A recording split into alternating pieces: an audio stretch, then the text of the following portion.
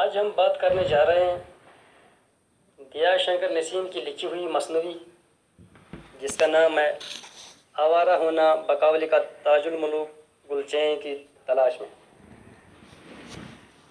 پیارے بچوں، آپ کے نصاب میں اس مثنوی کے اشعار دیا شنکر نسیم کی مشہور اور مقبول مثنوی گلزار نسیم سے ماخوذ ہیں۔ اس مثنوی کے اشعار میں جیسے کہ اس حصے کا ذکر ہے جس میں تاج الملوک بقاولی کا پھول چراتا ہے اور بقاولی رنج و اضطراب میں مبتلا ہو جاتی ہے۔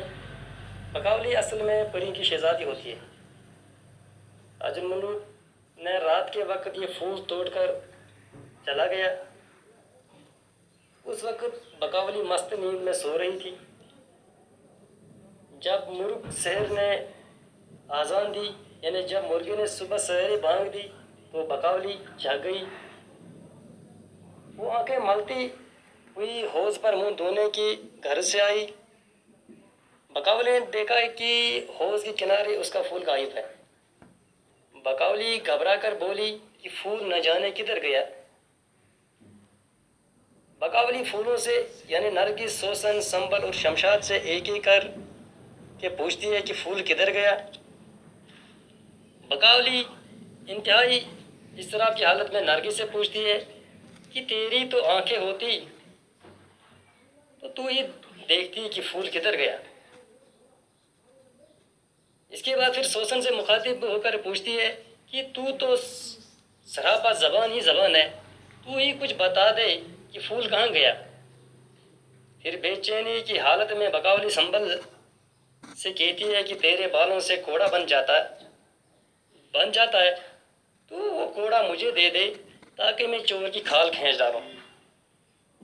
پھر شمشاد سے مخاطب ہوتی ہے کہ تو چور کو سولی پر چڑھا دے۔ بقاولی کا غصہ دیکھ کر نوکرانیاں گھبرا گئی اور ایک دوسرے سے پھول کے چوری ہو جانے کا راز پوچھنے لگی۔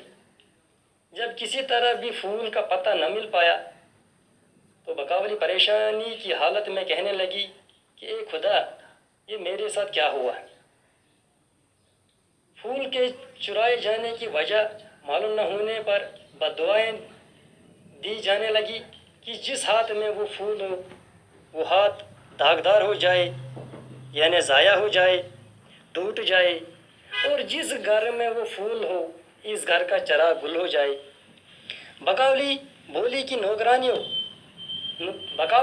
نوکرانی کی لاپرواہی کی وجہ سے پھول چوری ہوا۔ بقاولی کہنے لگی کہ میرا وہ پھول مجھے اپنی آنکھوں سے بھی پیارا تھا، پھول نہ توڑ پاتا۔ اے سنبل، تم نے اپنے لمبے بالوں سے اس کی مشقیں کیوں نہ کسی، یعنی اسے کیوں نہ باندھ کر رکھا۔ اس طرح بقاولی آہوازاری کرنے لگی۔ زمین یہ شور وہ گل سن کر لرزنے لگی۔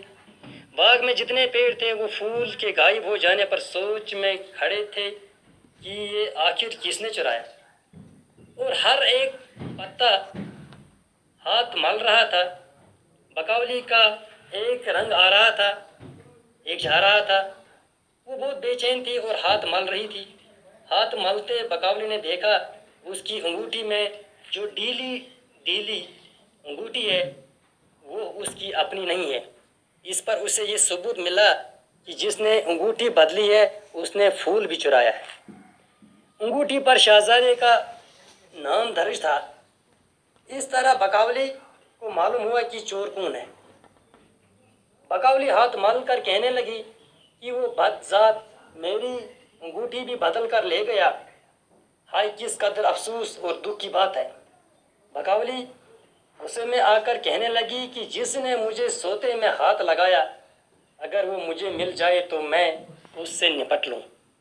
بقاولی نے اپنی حالت زار سمن پری کو دکھائی اور کہا کہ مجھے پھول کے بغیر چین نہیں مل سکتا۔ چونکہ سمن پری پہلے سے ہی اس ماجرے سے واقف تھی اور بقاولی کی حالت دیکھ چکی تھی، اس لیے وہ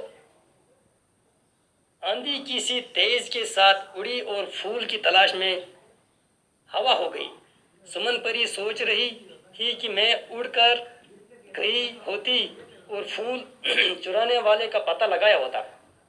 सुमन परी हर एक बाग में फिरती रही और हर शाख पर झूल कर गुलचे और गुल को तलाश करती रही। सुमन परी बाग के एक एक हिस्से में हवा की तरह पहुंच जाती, लेकिन उस रंग का फूल उसे कहीं न मिल सका और न ही उस फूल की खुशबू का कुछ पता चला। दरअसल वक्त से पहले किसी को कुछ नहीं मिलता, चाहे इंसान कुछ भी कर ले। जब तक खुदा का हुक्म न हो, इंसान की कोई मुश्किल हल नहीं होती। गोया खुदा की मर्जी के बगैर पत्ता भी हिल नहीं सकता।